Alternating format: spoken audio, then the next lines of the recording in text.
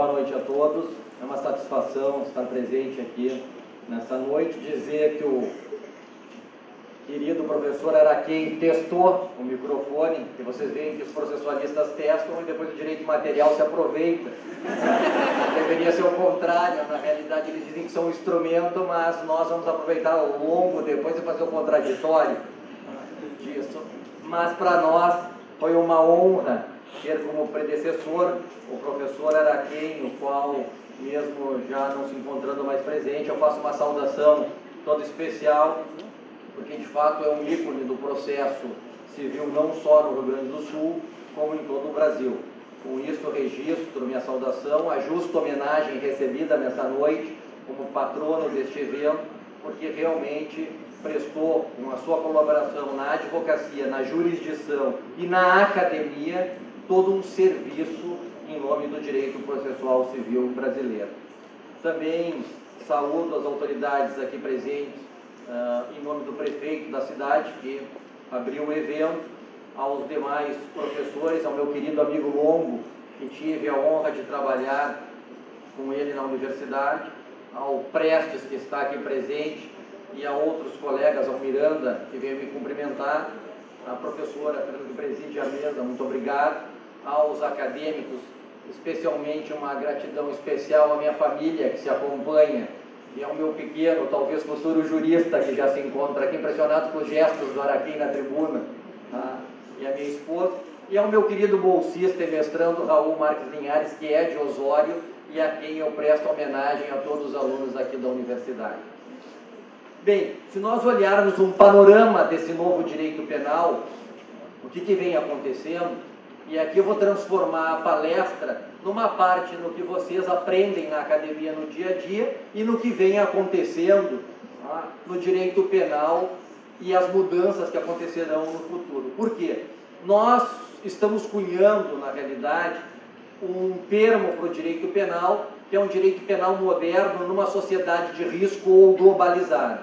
Se nós olharmos hoje o direito penal, não tem mais a mesma conotação do direito penal do passado, em que nós tínhamos uma exclusiva proteção de bens jurídicos, principalmente destinado à proteção de bens jurídicos individuais, que era o que se preocupava o legislador tradicional. Se nós olharmos o Código da década de 40, nós vamos olhar lá que praticamente toda a parte especial do Código ela está destinada a isso. Paulatinamente, com as mudanças legislativas, nós nos preocupamos na globalização, com esse aumento de criminalidade, com uma criminalidade transnacional e com a criação de novos tipos delitivos. Por que acontece isso? Primeiro, se misturou dois conceitos distintos. Um de uma sociedade do risco, que é do Ulrich Beck, diante da modernidade que vem acontecendo, e outro de insegurança, diante da globalização, que nós perdemos os controles da informação, das fronteiras e etc.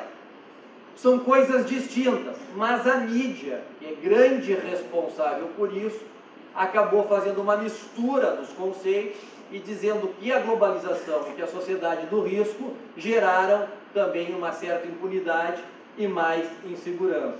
O que aconteceu com isso? Nós tivemos uma potencialização no aumento das penas e da criação de novos tipos penais. Qual foi a consequência desse novo modelo de direito penal? Expansão do direito penal, proteção de novos bens jurídicos e, na realidade, atravessamos as fronteiras, possibilitando, em muitos casos, a punibilidade em bens jurídicos que antes estavam somente ao alcance dos países.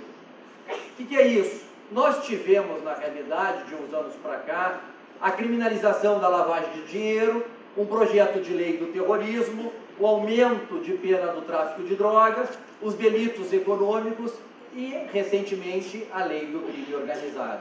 Tudo isso num pacote que deveria ser um pacote anti-violência ou de modernização do direito penal. Dito isso, vamos ver quais são as tendências desse novo modelo de direito penal e como ele se caracteriza. Guardem, primeira tendência, antecipação da tutela penal ou criminalização no estágio prévio. O que significa isso? Nós aprendemos na faculdade, principalmente no Penal 1, no Direito Penal 1, que, via de regra, nós só punimos os atos a partir do início da execução de um crime, principalmente lá no artigo 14, inciso 2º, que diz respeito à tentativa. Por quê? A cogitácia, que são os atos internos ou de cogitação, e os atos preparatórios, via de regra, são impunes. Por quê? Porque eles estão distantes ainda do bem jurídico tutelado e não merecem a reprovação penal. O que esse novo modelo criminalizador está trazendo? Na realidade, a possibilidade de nós punirmos os atos preparatórios.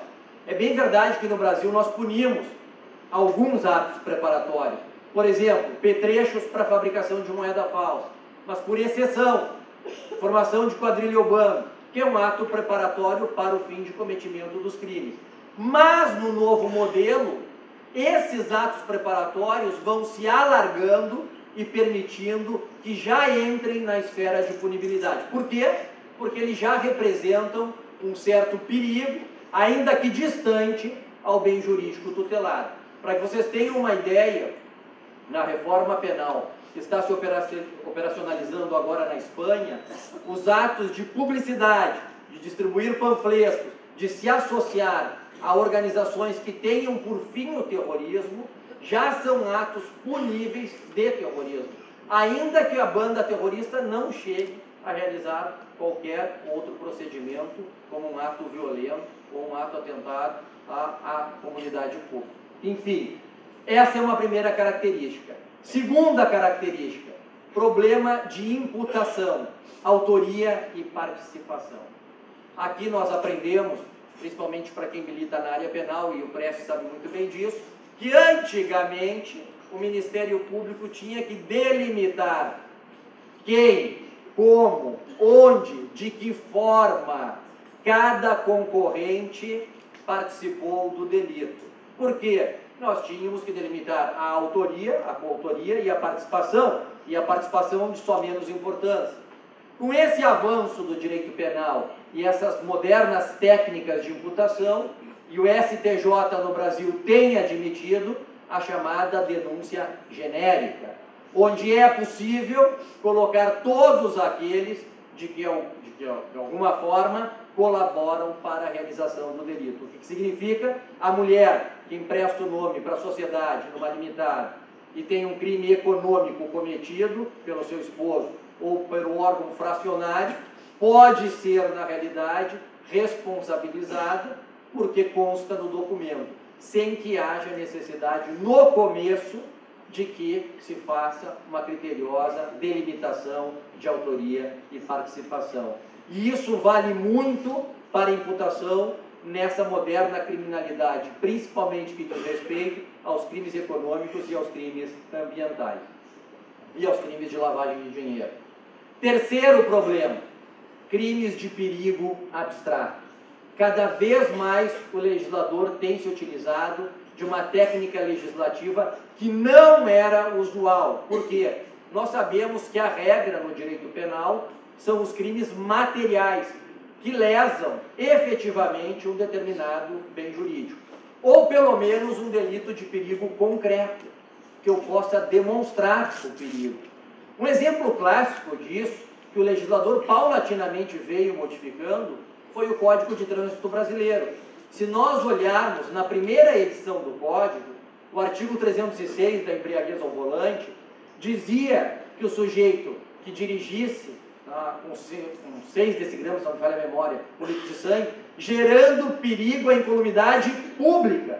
Ou seja, não bastava a embriaguez por si só, ela por si determinava o quê? A infração administrativa, mas não o crime, porque ademais disso era necessário a prova efetiva do perigo. Isso foi suprimido, retirou-se essa palavra e, portanto, transformou-se isso num delito de perigo abstrato. Claro que com a evolução hoje, nós mudamos totalmente o tipo penal e nós temos que demonstrar a alteração psicomotora do agente. Enfim, vamos deixar isso de lado, mas o que é importante é saber que o direito penal, em vez de seguir aquele princípio básico da legalidade, da taxatividade da lei certa, estrita e escrita, que determina exatamente a conduta incriminada, vem abrindo essa possibilidade para cada vez mais colocar dentro da punibilidade condutas que efetivamente ainda estão longe de lesar algum perigo a um bem jurídico tutelar. Quarta característica, tipos penais abertos. Vocês vão se perguntar, ora, mas nós já tínhamos os tipos penais abertos. E um exemplo clássico, para quem não lembra isso nas aulas de graduação, nós temos os crimes culposos, onde o tipo é fechado, com a comparação lá do homem médio, que nós nunca chegamos a conhecer quem é, mas que vem escrito nos manuais, com aquela conduta executada pelo sujeito e que vai determinar se era a conduta padrão que deveria ser realizada. Digo a vocês, isso é muito fácil nos crimes culposos, porque evidentemente que o juiz, ou como disse o Araquém, os seus assessores, também dirigem, conduzem um automóvel, também sabem qual é a conduta padrão de limpar uma arma, manusear um veículo, uma atividade que requer uma habilidade técnica, por exemplo, tudo isso é tranquilo.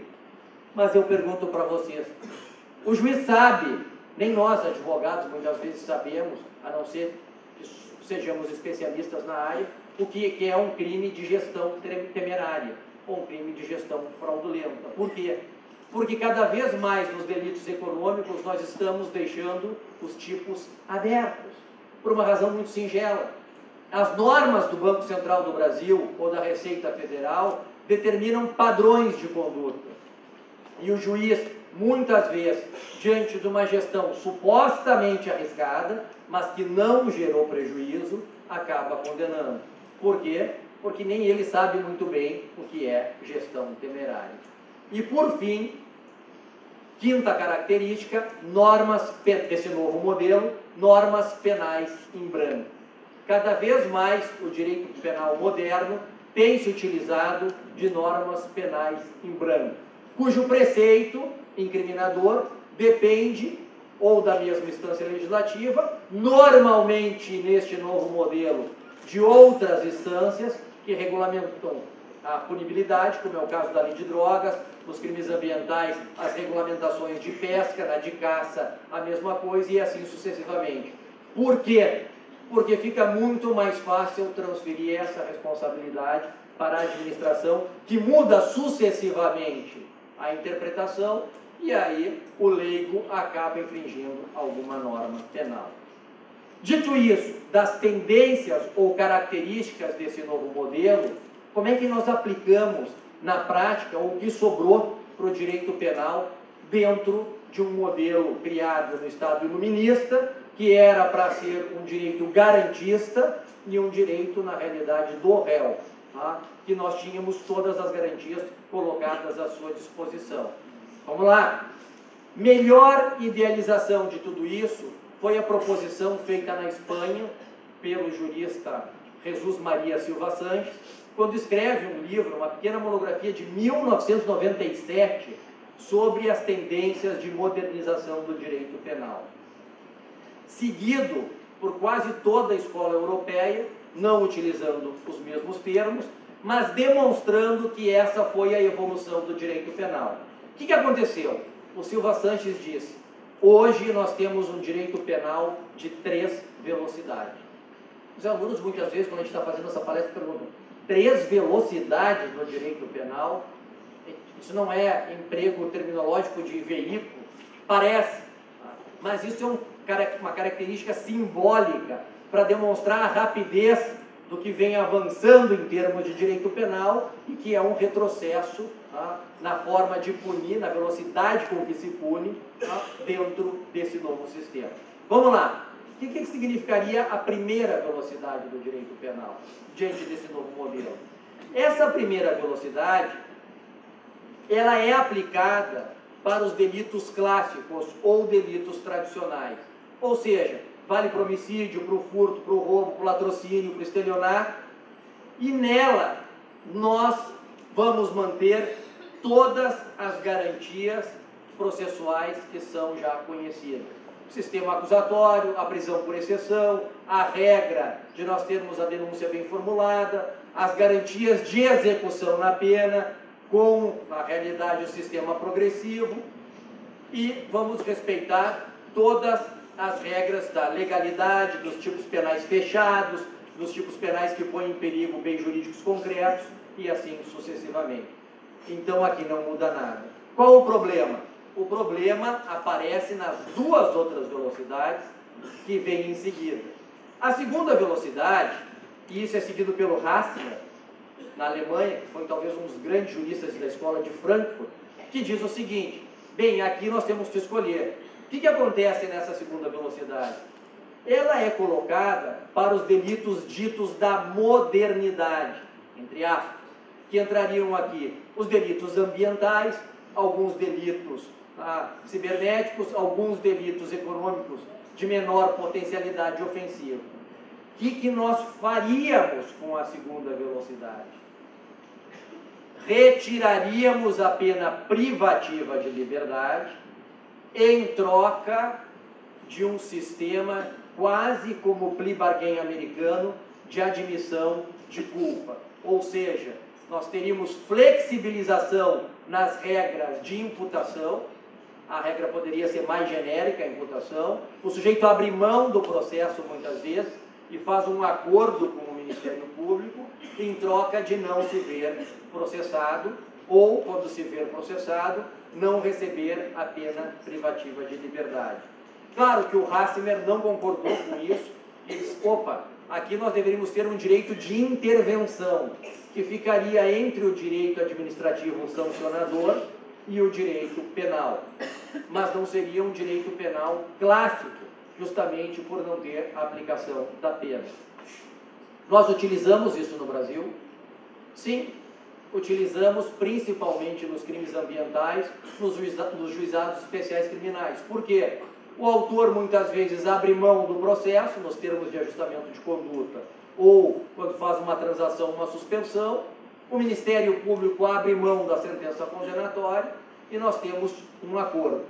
É bem verdade que um autor americano, que nós estudamos lá no mestrado e doutorado, o Douglas Ussack, num livro que ele tem que se chama Overcriminalization, ele diz o seguinte: na maioria dos casos, e isso se aplica ao Brasil, se o autor do fato, porque ele não é réu nesses casos, no juizado especial criminal eu tenho um autor do fato, muitas vezes eu não tenho nem denúncia ainda, ele é chamado para uma conciliação ou para uma transação.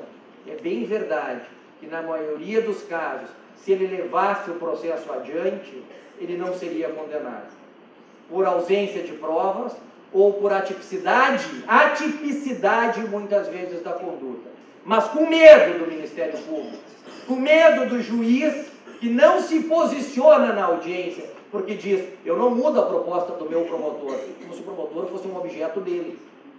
Ele comprou o promotor, ou aconteceu um acordo de vontades daquela vara criminal que ninguém muda nada.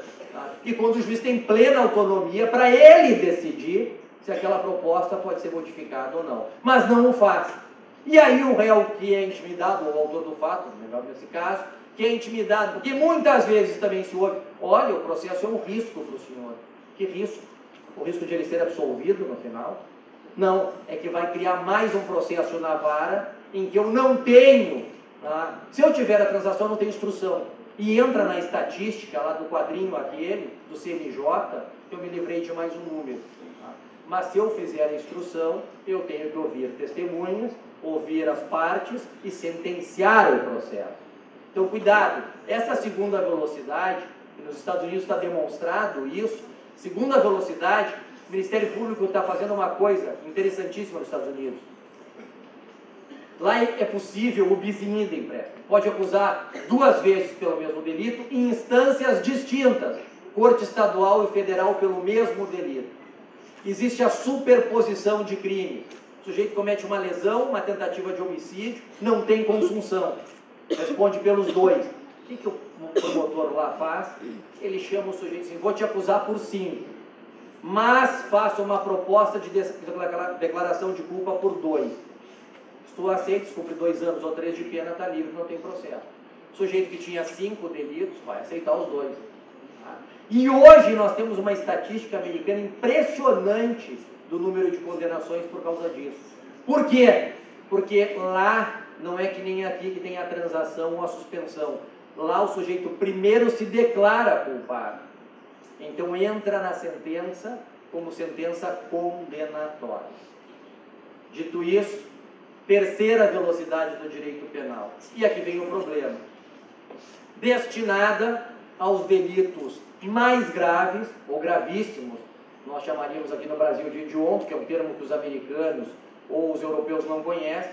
Se o delito já é grave, né, existe uma superposição de termo aqui, mas enfim, né, para esta terceira velocidade, nós teríamos a relativização das garantias, ou seja, denúncia genérica, possibilidade de prisão já desde o início, tá, para que o sujeito responda o processo encarcerado, supressão das regras de execução penal, tá, vide o RDD, muitas vezes o sujeito não tem direito à troca de regime com um cumprimento de pena muito maior do que o normal, um direito penal do autor e não do fato. O que significa isso?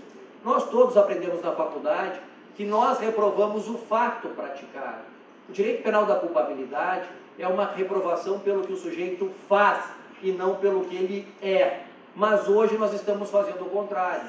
Hoje, se o sujeito pertence a uma determinada facção, tem uma determinada ideologia, pertence a um determinado grupo, eu já o rotulo assim, entre aspas, dou um apelido e já reprovo não só a sua conduta, mas também o seu modo de vida, que isso era feito no tempo da Segunda Guerra Mundial ou no direito penal nazista. Tá? Então nós não podemos chegar a isso.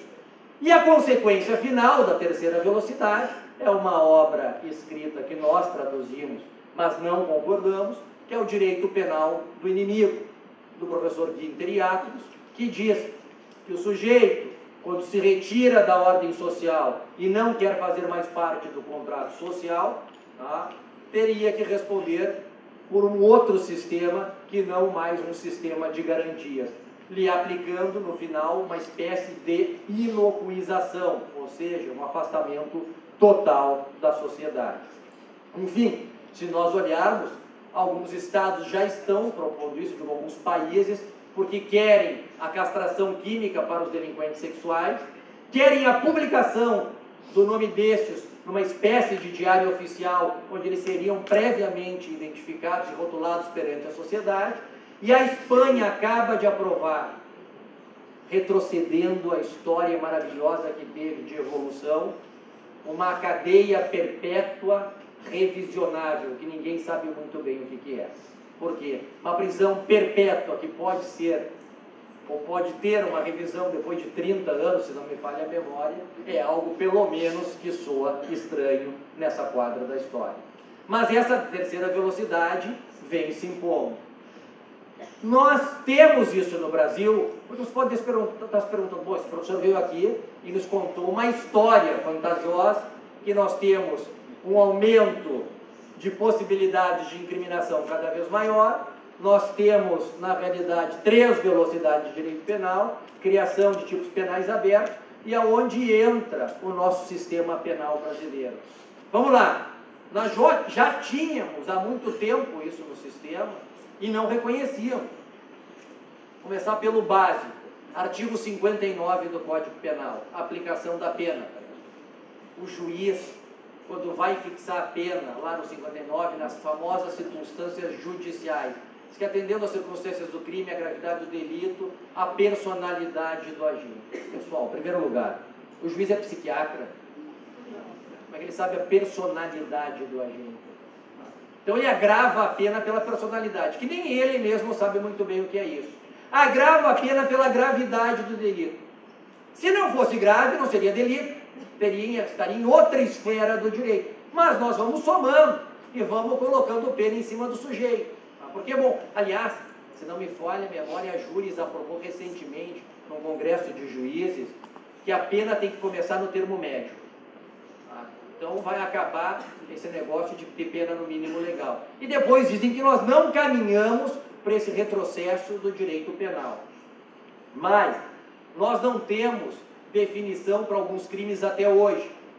Delitos de terrorismo. Na Copa foi uma loucura.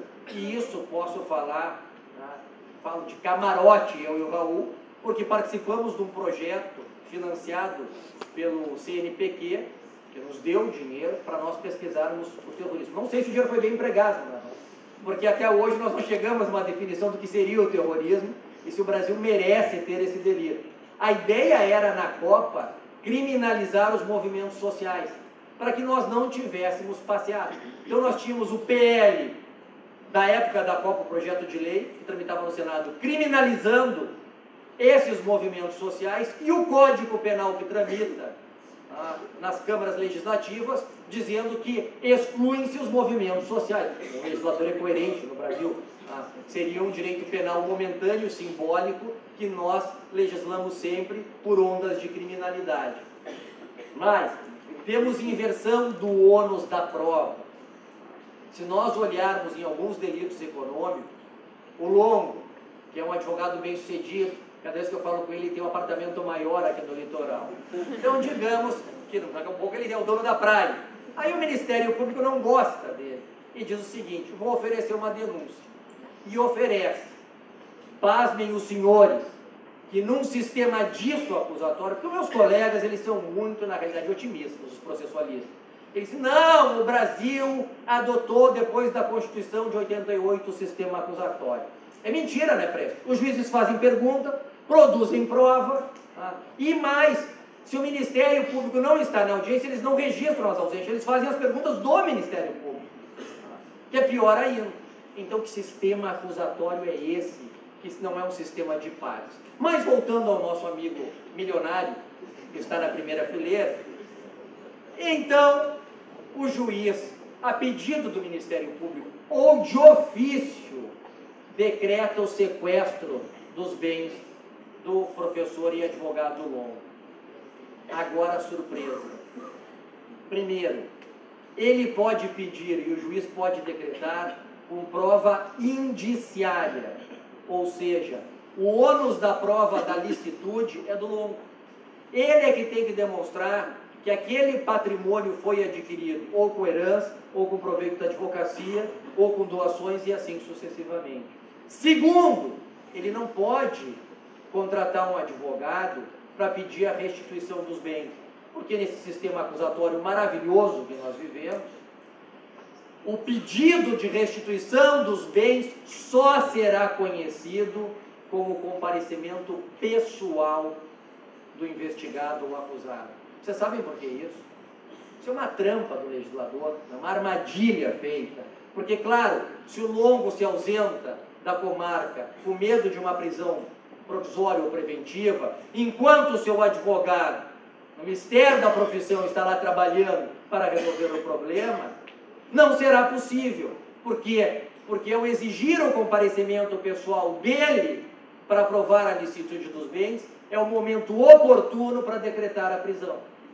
E aí, ele só pode prover os recursos da sua família ou demonstrar que esses bens são lícitos se ele comparecer em juízo. E depois nós não temos terceira velocidade, não temos direito penal do inimigo, não temos problema com esse novo modelo sancionador.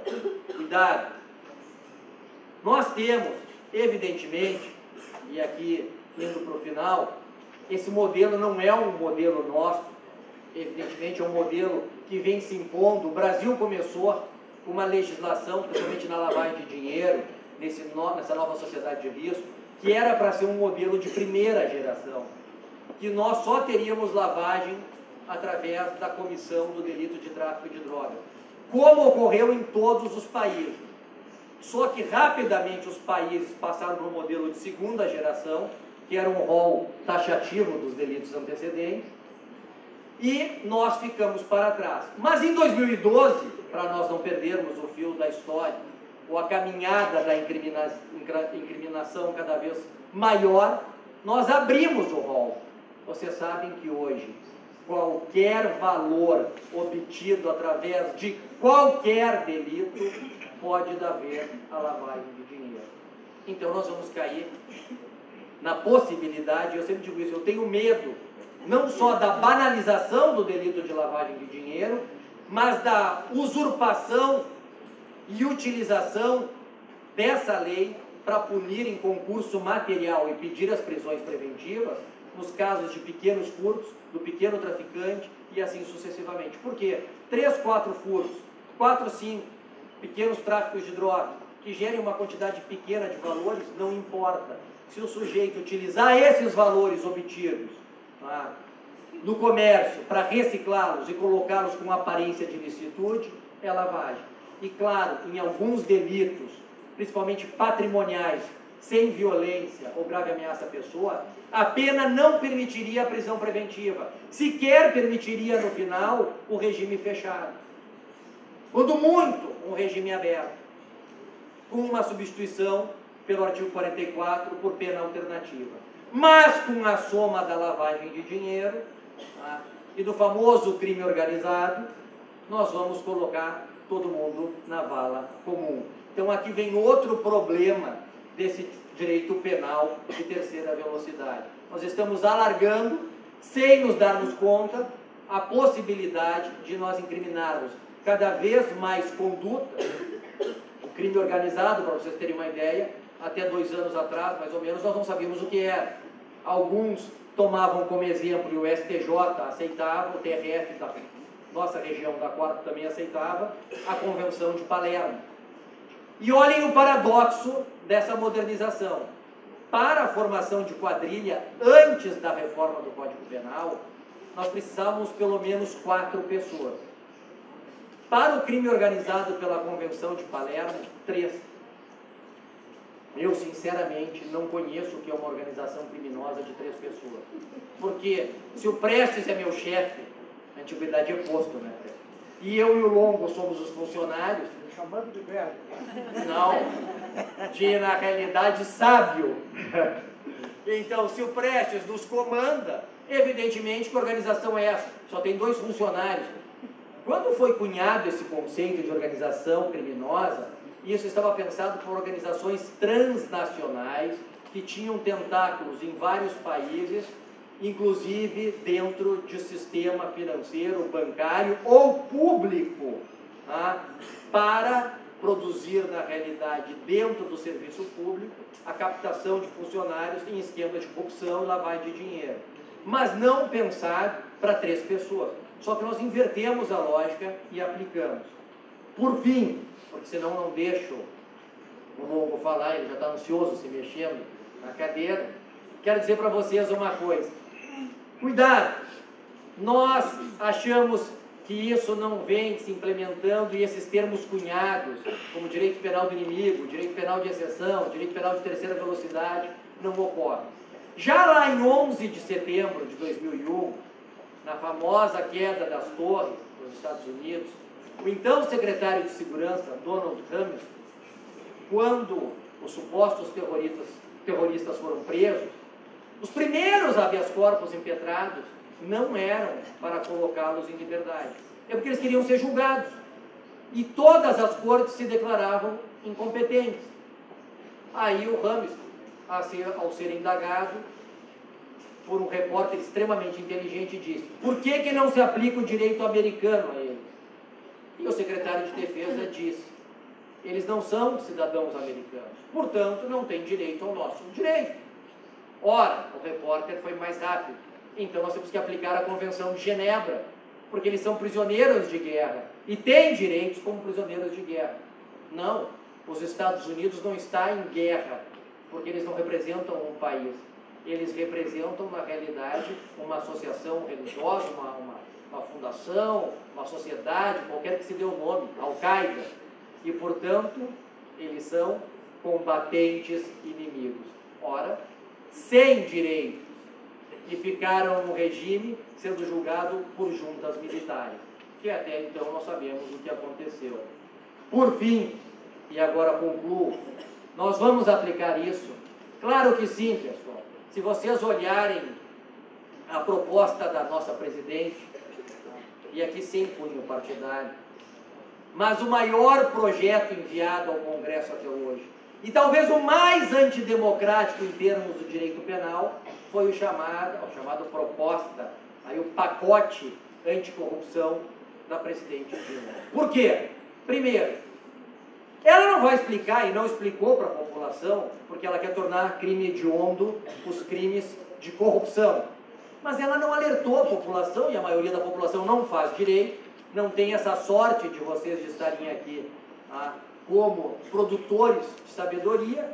Ela não disse à população, embora ela vá vender isso, e é isso que vai passar, de que esse pacote anticorrupção, com medidas mais duras, que torna o crime hediondo, não será aplicado ao seu partido, ou aos supostos autores dos delitos de lavagem e corrupção. Por quê? Por um princípio básico, o direito penal não retroage, salvo para beneficiar. Mutatis mutandis, isso foi o que a Glória Pérez fez, quando a sua filha foi assassinada, e ela colheu milhões de assinaturas com uma campanha da Rede Globo, tornando o homicídio qualificado crime hediondo. Nunca disse que aqueles autores não seriam incriminados por essa lei. A mesma coisa aconteceu com o sequestro. Então vamos lá, pessoal. Isso é direito penal simbólico, ou seja, passa uma imagem de segurança, de credibilidade para a população, mas que não será aplicado para aqueles para os quais esse direito penal é vendido, e nos dá uma falsa ideia de que com isso nós vamos terminar com os problemas do Brasil. Mas torna enriquecimento ilícito os crimes praticados por funcionário público e alarga tão grande esse alargamento de conceito que se o funcionário receber emprestado um veículo, por exemplo, ele vai ter que provar a origem e por que ele está utilizando aquele bem. Mas o Ministério Público, eu não acredito que seja o Ministério Público enquanto instituição. Dei uma entrevista para o Conjure e disse, acredito que seja uma parcela. Eu ainda acredito, eu ainda tenho fé que existem pessoas de bem. Ou eu estou me enganando, possivelmente seja isso, né, Pedro? Porque o Ministério Público, nessa veia de pacote anticorrupção e antiviolência, propôs duas coisas jamais vistas, ou melhor, vistas na Inquisição.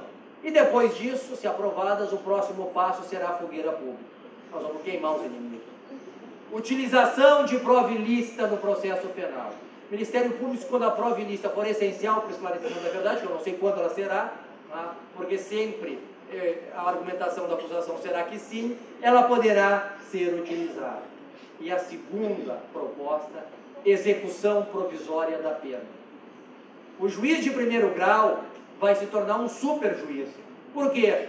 Porque nós não vamos poder revisar a sentença, pelo menos no começo, até que isso suba ao tribunal, porque o juiz terá plena autonomia para já determinar o ingresso no cárcere do sujeito que está sendo acusado. Imaginem os sujeitos que estão sob o nosso Deus Sérgio Moro, que dirige a Operação Lava Jato. Não sairiam, pelo menos por um bom tempo, se os tribunais superiores não pudessem apreciar esse pedido. Então, pessoal, para finalizar, cuidado. Evidentemente que no Brasil, se nós propuséssemos hoje um plebiscito propondo a pena de morte, sem dúvida passaria com larga margem de aprovação. Agora, cuidado. Tudo o que nós pedimos, nós recebemos. Não pensem que o direito penal mais rígido vai ser aplicado para essas pessoas que estão lá votando essas medidas. Esse direito penal é aplicado justamente para nós, que compramos a ideia de um país que legisla mal, legisla por ondas de emergência, legisla por anseios sociais e por dar uma resposta pronta e rápida para a sociedade, mas sem saber o que está fazendo. Obrigado.